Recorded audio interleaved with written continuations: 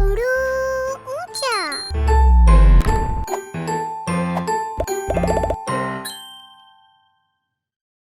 आप अपनी जांच करें।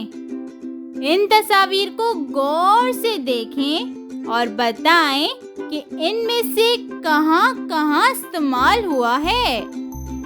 अखरोट, समर, बारिश, चिड़िया, साबित, पंखा, मुसल्लस।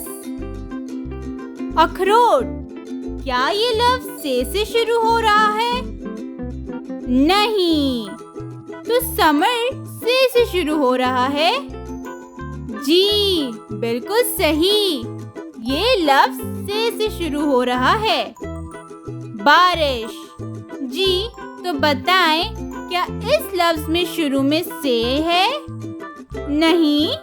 तो चिड़िया, क्या चिड़िया से शुरू हो रहा है? नहीं।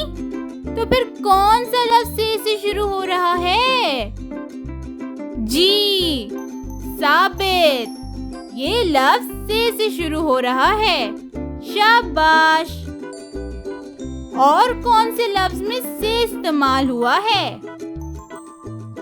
बिल्कुल सही, मुसल्लस।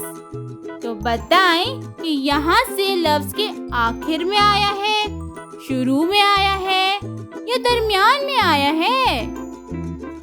जी, यहाँ से लफ्ज के दरमियान और आखिर में आया है।